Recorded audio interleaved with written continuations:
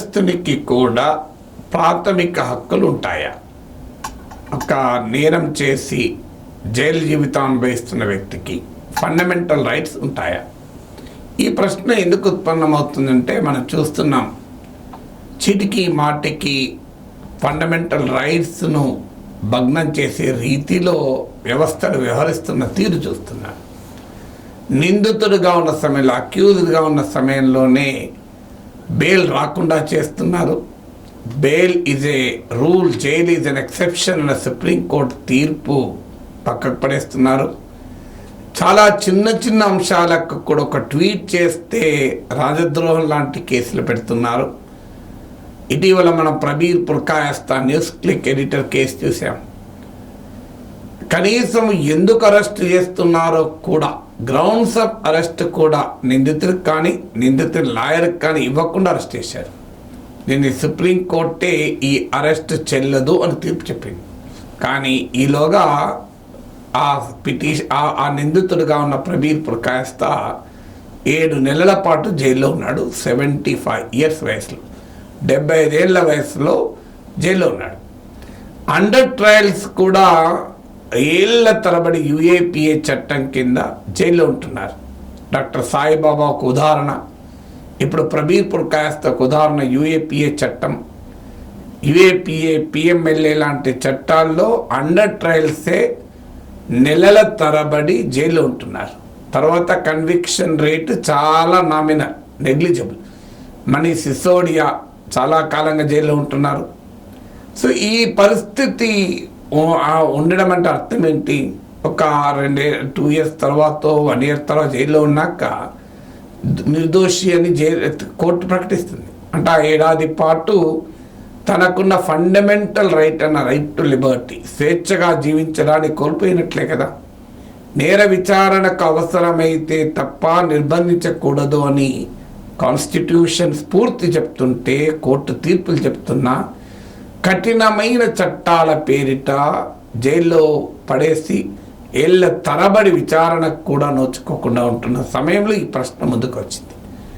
ఈ ప్రశ్న పైన హైకోర్టు తెలంగాణ హైకోర్టు సంచలనమైన తీర్పు చెప్పింది.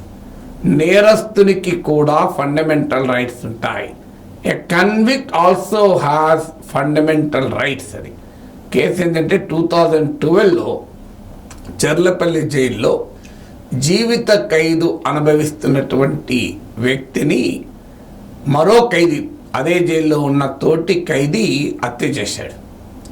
సో ఆ హత్య చేసిన తర్వాత ఆ కేసు హ్యూమన్ రైట్స్ కమిషన్కి వెళ్ళింది, మానవ హక్కుల సంఘానికి.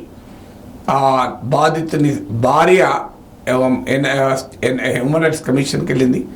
హ్యూమన్ రైట్స్ కమిషన్ ₹1,00,000 నష్టపరిహారం చెల్లించమని ఆదేశించింది. అయితే ఆ చనిపోయిన ఖైదీ భార్య 10 లక్షల నష్టపరిహారాన్ని కోరుతూ హైకోర్టుకి వెళ్ళింది. హైకోర్టు 6,20,000 6.2 lakh కంపెన్సేషన్ ఇవ్వాలని ఆదేశిస్తూ ఈ వ్యాఖ్య చేసింది. అయితే జైలు అధికార వ్యవస్థల వాదన ఏంటంటే, మా ప్రమేయం లేదు కదా, జైలు అధికారులు చంపలేదు కదా, మేమెందుకు నష్టపరిహారం ఇస్తామని. అయితే కోర్టు చెప్పింది ఏంటంటే, ఖైదీకి కూడా ఫండమెంటల్ రైట్స్ ఉంటాయి. అతను లైఫ్ కన్విక్టే కావచ్చు, జీవిత ఖైదు అనుభవిస్తున్నవాడే, జీవిత ఖైదు అనుభవించే వాడికి కూడా ఫండమెంటల్ రైట్స్, మానవ హక్కులు ఉంటాయి. అందువల్ల అతని రైట్ టు లైఫ్ అనేది ఫండమెంటల్ రైట్, జీవించే హక్కు, ప్రాథమిక హక్కు. ఆ జీవించే హక్కును కాపాడాల్సిన బాధ్యత జైలు అధికారులపై ఉంటుంది, జైలు వ్యవస్థపై ఉంటుంది, ప్రభుత్వంపై ఉంటుంది.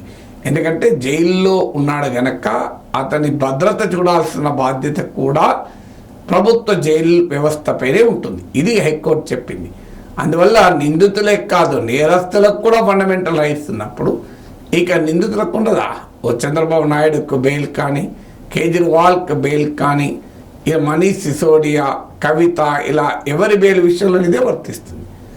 ఎప్పుడు ఫండమెంటల్ రైట్స్ను కాస్త హరించవచ్చు అంటే, కేసు విచారణ కోసమైతే నిర్బంధించవచ్చు. నిజమే, నిందితుడు జైల్లో పెట్టడమే మరి ఫండమెంటల్ రైట్స్కు దెబ్బతీస్తుంది కదా. సో నిందితుడు ఎవరిని జైల్లో పెట్టకూడదు, అసలు జైల్లో పెడితే వారి రైట్ టు లిబర్టీ పోతుంది కదా అని ఎవరైనా వాదించవచ్చు. అందుకే supreme court laid down guide lines ఉన్నాయి. లేడ్ డౌన్ గైడ్ లైన్స్ అంటే క్లియర్గా స్పష్టం చేసిన గైడ్ లైన్స్ ఏంటి? సాధారణంగా పెట్టకూడదు, కానీ ఎప్పుడు పెట్టాలి అన్నదానికి నేను గతంలో కూడా చెప్పాను. ఒకటి, సాక్షుల్ని బెదిరిస్తాడు అనే అనుమానం ఉన్నప్పుడు ప్రభావితం చేస్తాడని. 2, సాక్ష్యాధారాలు తారుమారు చేస్తాడని. 3, విచారణ ప్రక్రియ నుంచి తప్పించుకుంటాడు, ట్రయల్కు దొరకడు, కోర్టులకు దొరకకుండా, ఇన్వెస్టిగేషన్ దొరకకుండా పారిపోతాడు. 4, ఈ నేరం మళ్ళీ చేస్తాడు. ఈ 4 రకాల అనుమానాలు క్రెడిబుల్, విశ్వసనీయంగా ఉన్నప్పుడు మాత్రమే ఫండమెంటల్ రైట్స్ను అరిస్తూ జైల్లో పెట్టాలి.